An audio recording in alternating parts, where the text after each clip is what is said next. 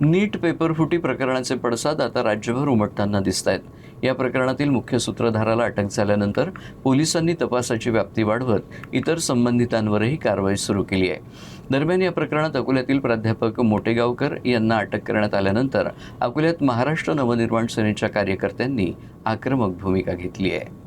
अकोल्यातील मोटेगावकर यांच्या क्लासेससमोर मनसे सैनिकांनी जोरदार घोषणाबाजी करत निषेध आंदोलन केलं। संतप्त कार्यकर्त्यांनी मोटेगावकर यांच्या फोटोला काळं फासून परिसरातील बॅनर्सही फाडले।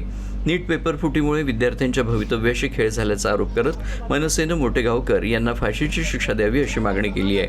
तसंच विद्यार्थ्यांकडून घेतलेले पैसे तत्काळ परत करावेत आणि अकोल्यात मोटेगावकर यांचा एकही क्लास सुरू राहू देणार नाही असा इशाराही मनसे पदाधिकाऱ्यांनी दिला आहे। या आंदोलनामुळे परिसरात काही काळ तणावाचं वातावरण निर्माण झालं होतं।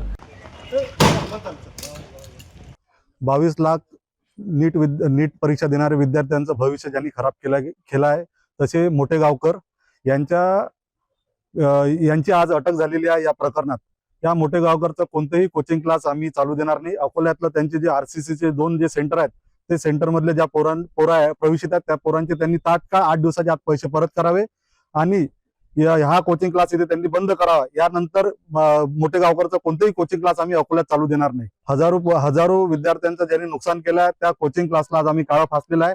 त्यांचे जे इथचे कर्मचारी आहेत ते इथून पळून गेलेले आहेत, कारण की त्यांचे मोटेगावकर अटक झाल्यापासून कालपासून एक कोचिंग क्लास त्यांनी बंद करून पळून गेलेले आहेत।